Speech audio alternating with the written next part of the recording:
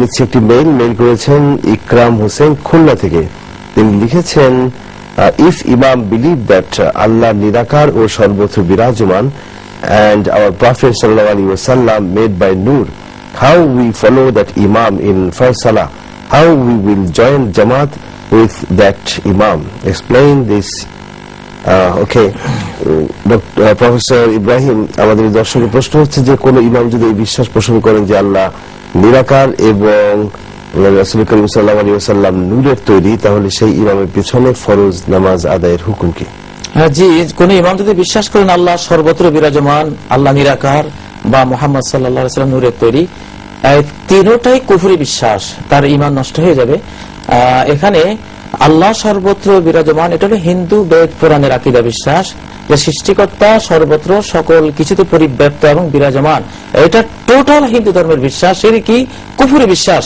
এই বিশ্বাস থেকে তারা দুনিয়ার সবকিছু পূজা করে, কারণ বট গাছের ভিতরে ঈশ্বর আছে পূজা করো, গাভীর ভিতরে আছে পূজা করো, ব্রাহ্মণের ভিতরে আছে পূজা করো। এটা হলো দুনিয়ার সমস্ত শিরকের মূল একটা মানে কি আর কি, এটা চাবি। এটা তো এটা এত মারাত্মক কুফরি বিশ্বাস।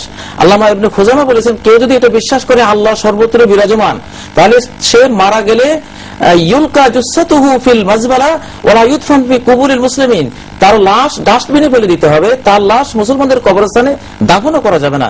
ইমাম আবু হানিফা বলেছেন, যে লোক বিশ্বাস করে যে আল্লাহ তাআলা সর্বত্র বিরাজমান বা সন্দেহ পোষণ করে যে আল্লাহ আসমানে থাকতে পারেন, জমিনে থাকতে পারেন, তাহলে সে কাফের। ইমাম শাফি বলেছেন সে কাফের, ইমাম আহমদও বলেছেন সে কাফের, ইমাম আহমদ ইবনে হাম্বল তিনি বলেছেন সে কাফের যে ব্যক্তি বলবে যে আল্লাহ সর্বত্র বিরাজমান। এটা টোটাল কুফরি বিশ্বাস। কোরআনের 20 নম্বর সূরা তাহার 5 নম্বর আয়াতে আল্লাহ বলেছেন, আর রহমান আলাল আরশি ইস্তাওয়া, রহমান কেবল আরশের উপরেই বিরাজমান, আর কোথাও বিরাজমান নন। সর্বত্র তার রহমত বিরাজমান, সর্বত্র তার কুদরত বিরাজমান, সর্বত্র তার নিয়ন্ত্রণ বিরাজমান, সর্বত্র তার রিজিক বিরাজমান। আল্লাহ তার আকৃতি দিয়ে সর্বত্র বিরাজমান, এই আকীদা না, এটা কুফরি। তিনি আরশের উপরে বিরাজমান আর সর্বত্র তার রহমত বরকত এগুলো বিরাজমান, এটা হলো একুরেট বিশ্বাস। আর আল্লাহ নিরাকার, এটাও কুফরি বিশ্বাস। আল্লাহর হাত আছে। আকীদা যারা পোষণ করেন যে আল্লাহ নিরাকার এবং রাসূল করিম সাল্লাল্লাহু আলাইহি ওয়াসাল্লাম নূরের তৈরি, সেই ইমামের পেছনে নামাজ পড়া হবে না, তাকে জ্ঞান দিতে হবে। যদি জ্ঞানের পরে তিনি ফেরত না আসেন, এই ব্যক্তি ইমামতি যোগ্য না। কারণ ওমা ইয়াকফুর বিল ঈমানি ফাকাদ হাবাতা আমালুহু, ঈমানের কোন বিষয়ের সাথে যে ব্যক্তি কুফরি করবে তার সমস্ত আমল, নামাজ, রোজা, হজ, যাকাত সব বাতিল হয়ে যাবে। ওয়া ফিল আখিরাতি মিনাল খাসিরিন, আখিরাতে সে হয়ে যাবে সম্পূর্ণ ক্ষতিগ্রস্ত জাহান্নামীদের অন্তর্ভুক্ত।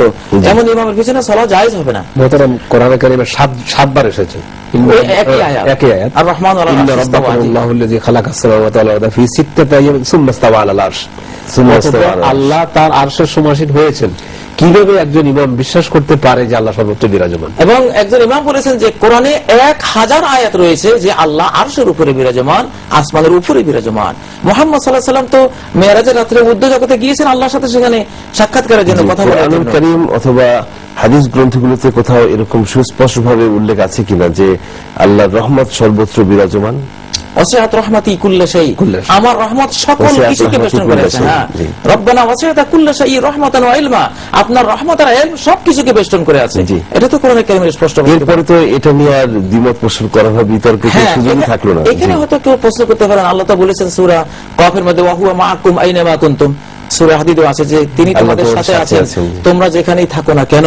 আমরা নির্বাচনের সময় যারা যে দল করি, অমুক নেতা এগিয়ে চলো আমরা আছি তোমার সাথে, প্রত্যেকে বলি আমি আছি হয়তো 500 মাইল দূরে, আমার নেতা আছে আমার থেকে 500 মাইল দূরে, আমি বলছি অমুক নেতা এগিয়ে চলো আমরা আছি তোমার সাথে।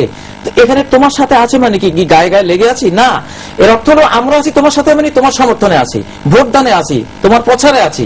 তো ঠিক আল্লাহ তোমাদের সাথে আছেন মানে রিজিক দানে আছেন, রহমত দানে আছেন, পরিত্রাণে আছেন, তোমাদের জ্ঞান দানে আছেন, হেদায়েত দানে আছেন, যা লাগবে তিনি আরশের উপর থেকে সবকিছুর আয়োজনে নিয়ন্ত্রণে তিনি আছেন। এই হলো অর্থ। অনেক ধন্যবাদ নিচ্ছি।